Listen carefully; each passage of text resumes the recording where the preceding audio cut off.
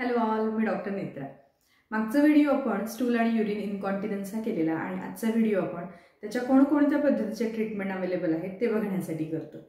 याच्यामध्ये 3 गोष्टी अवेलेबल आहेत। पहिली गोष्ट आहे मेडिसिन्स, दुसरी गोष्ट आहे किगल्स एक्सरसाइज जे specifically pelvic floor muscles exercise असतात, आणि तिसरी गोष्ट आहे ह्या दोन्ही गोष्टींनी जर बरं होत नसेल तर वेगवेगळ्या पद्धतीचे अडल्ट डायपर किंवा पॅन्टी वापरणं। आता पहिली गोष्ट मेडिसिन्स। तर कोणत्या कंडिशन्समध्ये मेडिसिनचा पहिल्यांदा फर्स्ट लाईन ऑफ ट्रीटमेंट म्हणून विचार केला जातो?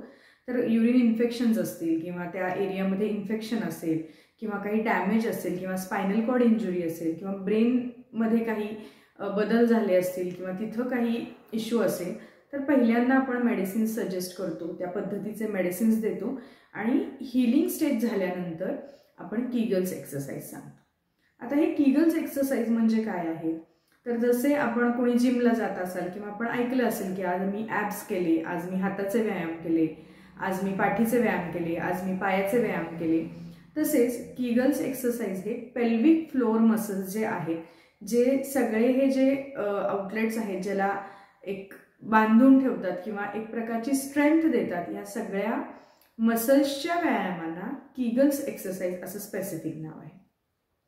तर हे एक्सरसाइजेस तुम्हाला रेकमेंड केले जातात या हीलिंग स्टेज नंतर, किंवा तुमच्या युरिन आणि स्टूल इनकॉन्टिनन्सला कोणतंही कारण नाही आहे, एजिंगमुळे होतंय किंवा कोणतं तसा काही मेडिकल इश्यू दिसत नाहीये, तेव्हा फर्स्ट लाईन ऑफ ट्रीटमेंट हे म्हणून हे एक्सरसाइज सुचवले जातात।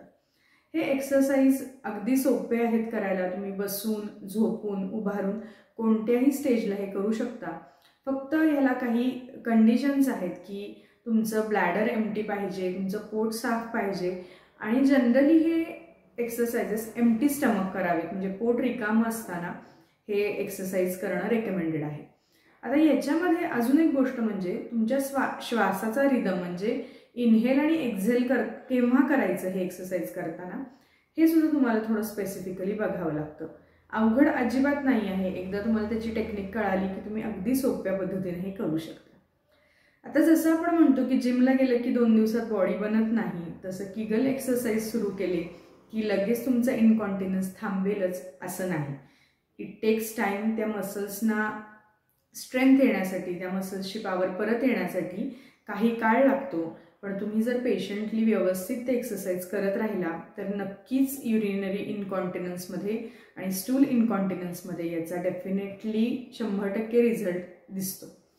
तर ही होती सेकंड लाईन ऑफ ट्रीटमेंट।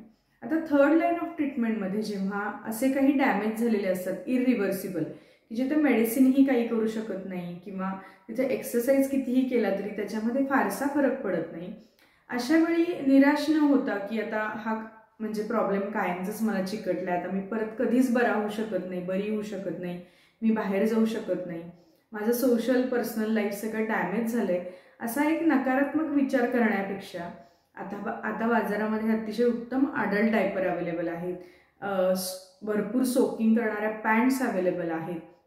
तर अशा पद्धतीचे पर्याय पटकन निवडून आपलं आयुष्य आधी पूर्ववत नॉर्मल करण्याकडे आपला कल पाहिजे, नाही की काहीतरी मनामध्ये प्रिज्युडायसेस की डायपर कसे वापरायचे, मग ते लाजिरवाण आहे, असं काहीही मनामध्ये एक प्रकारचा डायलेमा किंवा एक प्रकारचं निगेटिव्हिटी न ठेवता पटकन जे आता नवीन अवेलेबल आहे आणि जे आपल्याला आयुष्यात आनंद देतं, की ज्याच्या वापरामुळे आपलं आयुष्य आधीसारखं सुरळीत होतं, अशा गोष्टी पटकन तुम्ही ॲक्सेप्ट करा।